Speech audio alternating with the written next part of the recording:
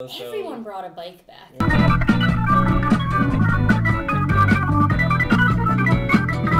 There used to be nobody on bikes. Even last year, when I would go to a show at the studio, it would be like our bikes and maybe the bikes of 2 other people. It's cool. It just seems like there's a really heightened interest in riding the bike. It's more fun. This campus is not fun to walk from one end to the other of. I hate walking.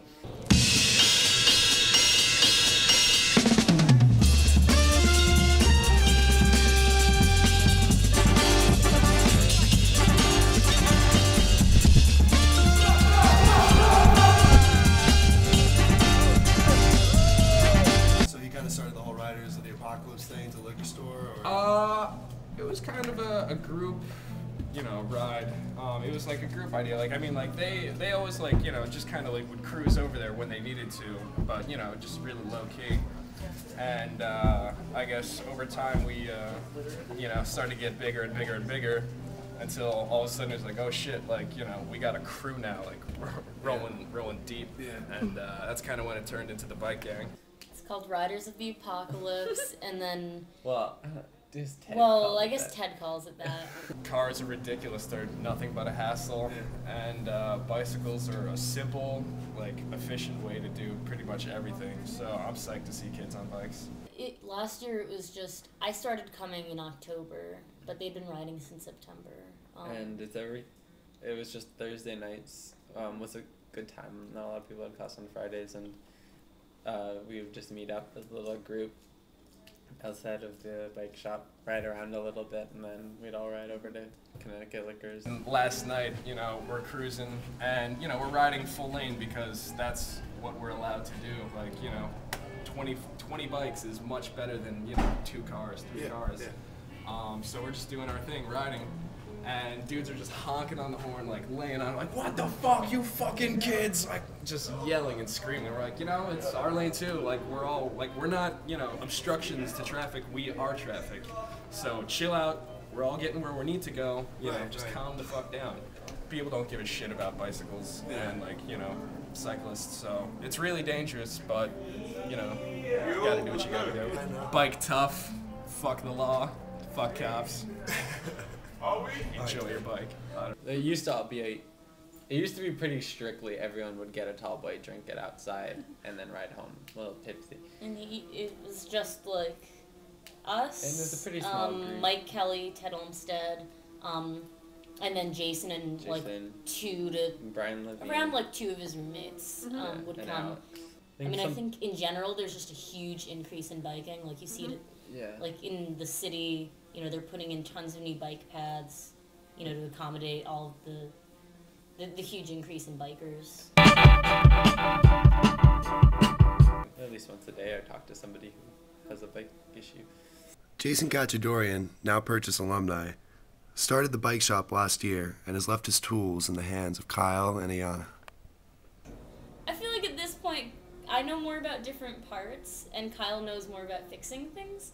I worked at a bike store this summer, and so we got, a lot of supplies from them, and then Jason actually left us a huge toolbox, which just the box itself is pretty valuable, and then he also left us a bunch of miscellaneous bike parts, 2 boxes full of pedals, stuff that has actually been really useful.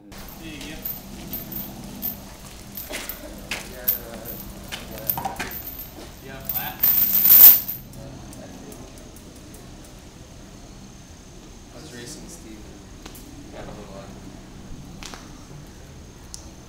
I started back, but I'll just leave with you. No, maybe you can. You can today though. But. Yeah, I could get this today. We don't charge for, the only thing we charge for is to replace parts. And that's how Jason did it, and that's how he wanted to carry it on. So it's no money, it's free, unless you need a new we part. don't make a profit off of it. Senior Joe Matoski found Purchase to be a treasure trove of bikes and parts last spring. All it took was a little digging.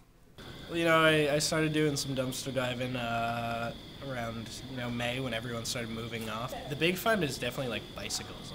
Everyone just gets rid of their bikes at the end of the year. They don't want to haul them back home. This is my main bike now. It's my little Roadster.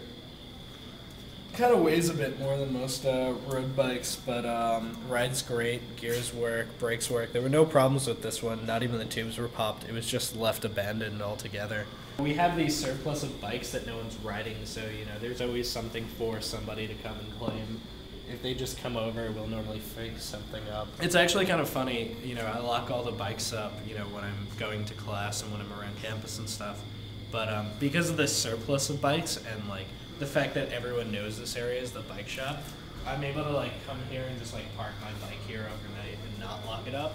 And I've actually found it to be the safest place on campus to leave a bike.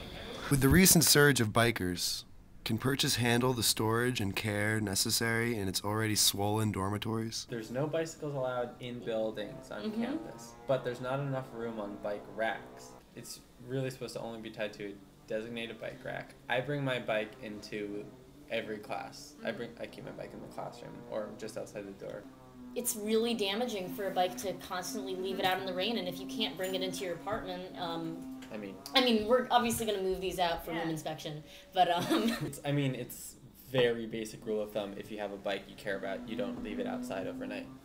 That you just don't do that. If you have a bike that you have invested any care into, it's terrible. Especially in really high traffic areas. Like last year, I left my bike out in the quad. I was living in Crossroads. I left it out for 2 hours, and I went to a show at the Stude, and then we came back, and some drunk asshole had bent my wheel, and I had to get a new one. And luckily, Kyle had one that fit, but if he hadn't, then I would have had to spend, at least $50, $60 on a new wheel because it was my rear wheel. It would have been really, really expensive to replace, and that would have been for cheapo. And that was just leaving it out on the bike rack by the quad.